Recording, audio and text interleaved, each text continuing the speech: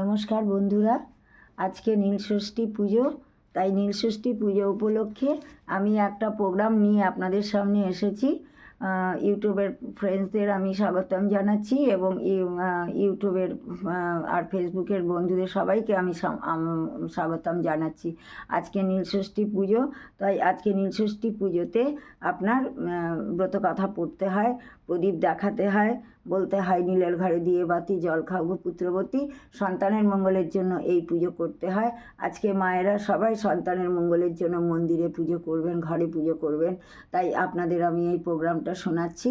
আপনারা এই প্রোগ্রামটা শুনে নিশ্চয়ই শুনবেন আর আমাকে লাইক করবেন, শেয়ার করবেন, সাবস্ক্রাইব করবেন, আমি আর কমেন্ট করবেন। কমেন্ট করলে আমি খুব আমার ভালো লাগবে।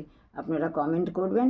আপনারা দেখুন, আমি নীলষষ্ঠীর ব্রতকথা পাঠ করছি। ফুল হাতে নিয়ে ব্রতকথা পাঠ করতে হয়।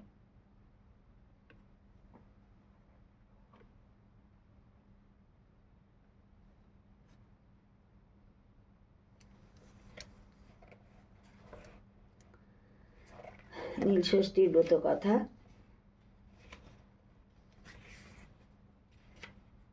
নীলষষ্ঠী ব্রতকথা। এই ব্রত নিয়মিতভাবে সম্পাদন করলে পুত্রকন্যাগণ অকাল মৃত্যু হইতে পরিত্রাণ লাভ করে। ব্রতকথা। এক বামুন আর এক বামুনি ছিল, তাদের 7টি ছেলে আর একটি মেয়ে ছিল। তারা ভক্তি করে বারব্রত করত আর ঠাকুর দেবতা ভক্তি ছিল অগাধ। এত দেবতা, এত ঠাকুর, এত বারব্রত সবই বৃথায় গেল। কেবলমাত্র বৃথায় গেল। ছেলে হয়ে মাত্র 2 বছর থাকে, তারপর হঠাৎ মরে যায়। এইসব দেখে উভয় ভাবে যে বার বলো, ব্রত বলো, দেবতা বলো আর ঠাকুর বলো, কলিতে সব মিথ্যে। এই বলে বাপ পিতামহের বাস্তু ছেড়ে তারা কাশীধামে চলে গেল। একদিন মণিকর্ণিকা স্নান করে ঘাটের চাতালে বসে অদৃষ্টের কথা ভাবছে বামনি। তাই দেখে মা ষষ্ঠী বৃদ্ধা বামনির বেশ ধরে কাঁধে ভিক্ষের ঝুলি নিয়ে লাঠিতে ভর দিয়ে সে জিজ্ঞেস করলেন, বলি বাছা, এই দুপুরবেলায় গালে হাত দিয়ে কি ভাবছো? বামনি বললে, আমার যা দুঃখ তা তোমায় বলে কি করব বাছা। একটা না 7-7টা ছেলে মেয়ের মা হয়ে সব হারিয়েছি। তাই ভাবছি যে বার বলো আর ব্রত বলো সব মিথ্যা। কলিতে কি আর ঠাকুর দেবতা আছে? বামনি বেশি মা ষষ্ঠী বললেন, সে কি ঠাকুর দেবতা কখনো মিথ্যে হয়? না, বারব্রত কখনো বিফলে যায়। তা তুমি কি মা ষষ্ঠীকে মানো না? তার পূজা কখনো করেছো? তিনি যে হন ছেলেদের দেবতা। তারপর বামনি বলে উঠল, সে কি, মা ষষ্ঠীকে মানি না? খুব মানি। বামনি বেশি মা ষষ্ঠী বললেন, বলি সব কথিত করেছ, নীলষষ্ঠী ব্রত করেছ? বামনি বললে, না মা, কখনো তো ও নাম শুনিনি, ও নিয়মও জানি না কিভাবে করতে হয়। বামনি বেশি মা ষষ্ঠী বললেন, গোটা চৈত্র মাসের প্রতিদিন শিব পূজা করতে হয়। তারপর সংক্রান্তির আগের দিন উপবাসী থেকে সন্ধ্যার সময় নীলকণ্ঠ শিবের মন্দিরে ঘিয়ের প্রদীপ জেলে দেবে আর মা ষষ্ঠীকে ভক্তি করে প্রণাম করে জল খাবে। নীলষষ্ঠী ব্রত করলে ছেলে কখনো মরে না। এই কথা বলে মা ষষ্ঠী অদৃশ্য হলেন। বামনি কাশীতে থেকে চৈত্র মাসভর প্রতিদিন শিব পূজা করতে লাগলো। চৈত্র সংক্রান্তিতে লীলাবতীর পূজা দিয়ে শিবের ঘরে ঘিয়ের প্রদীপ দিয়ে তারপর জল খেতে দেখতে দেখতে আবার বামনি গর্ভবতী হলো। তারপর 10 মাস 10 দিন পরে সোনার চাঁদের মতো ছেলে হলো। ক্রমে ক্রমে অনেকগুলি ছেলে আর মেয়ে হলো। বামুনির কাশীতে খুব নামডাকও হলো আর টাকা পয়সা মোহর হিরেতে ঘর ভরে গেল। বামনি ক্রমে ক্রমে দেশ বিদেশ নীলষষ্ঠী ব্রত প্রচার করলে আর সবাই খুব ভক্তি করে নীলষষ্ঠী ব্রত করতে লাগলো। ইহা পুত্রবতী রমণীরা করিয়া থাকেন। চৈত্র সংক্রান্তির আগের দিন তার আগের দিন সংযমী হইয়া নিরামিষ খাইয়া থাকিতে হয়। পরদিন উপবাসে থাকিয়া লীলাবতীর পূজা দেবে ও সন্ধ্যাকালে নীলের অর্থাৎ নীলকণ্ঠ শিবের মন্দিরে ঘিয়ের প্রদীপ দিয়া জল খাবে। এই দিন অন্ন ভাত খাইতে নাই। মেয়ের মায়েরা লীলাবতীর পূজার পর খাইতে পারে, কিন্তু ছেলের মা তাহা পারে না। আপনারা ব্রতকথা শুনলেন, ব্রতকথা শুনে বুঝতে পারলেন যে নীলষষ্ঠী ব্রতকথার কত মাহাত্ম্য। তো সেই জন্য আপনাদের আমি বলছি যে যারা নীলষষ্ঠী পূজা করেন না কিন্তু তারাও করবেন। ছেলের মায়েরা করতে পারে, মেয়ের মায়েরাও করতে পারে। ছেলেও সন্তান, মেয়েও সন্তান।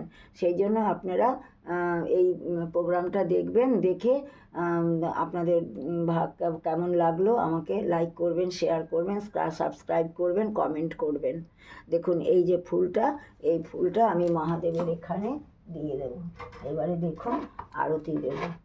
নীলের ঘরে দিয়ে বাতি জল খাও গো পুত্রবতী, নীলের ঘরে দিয়ে বাতি জল খাও গো পুত্রবতী। নীলের ঘাড়ি দিয়ে বাতি জল খাও পুত্রবতী, তিনবার শিব মহাদেবকে, পার্বতীকে এই মন্ত্রটা বলে তারপরে পুজো করতে হয়। দেখুন এখানে আমার গোপাল আছে, আমার গোপাল, এখানে আমার রাধা কৃষ্ণ কালী সব ভগবানকে রেখেছি। একটু একটু করে আরতি দিয়ে আমি আপনাদের আমার এই প্রোগ্রাম শেষ করব। বেশিক্ষণ দেখানো যায় না, ভিডিওতে। নিশ্চয়ই আপনারা আমার এই প্রোগ্রাম দেখবেন। জয় জয় মা। নিশ্চয়ই আপনারা আমার এই প্রোগ্রাম দেখবেন, নিশ্চয়ই আপনাদের ভালো লাগবে এই প্রোগ্রাম দেখে। জয় ঠাকুর। এই প্রোগ্রাম দেখে আমাকে লাইক করবেন, শেয়ার করবেন, সাবস্ক্রাইব করবেন। আমি আপনাদের আবার অন্য প্রোগ্রাম নিয়ে আপনাদের সামনে আসব। কালকে ছাতু সংক্রান্তি, পরশু দিন আমাদের নববর্ষ, পয়লা বৈশাখ। সেদিন ভগবান আমাদের সবাইকে মঙ্গল করুন, ভালো করুন, সুখে রাখুন, শান্তিতে রাখুন। আমি এবার শঙ্খ বাজিয়ে পুজো শেষ করছি। আপনাদের আমি নমস্কার জানাচ্ছি।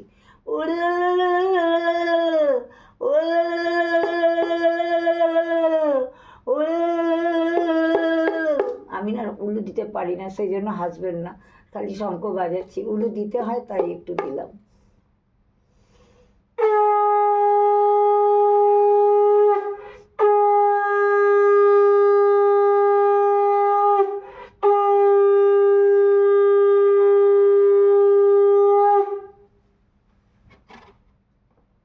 আজকের মতো বন্ধুরা আমি রাখছি।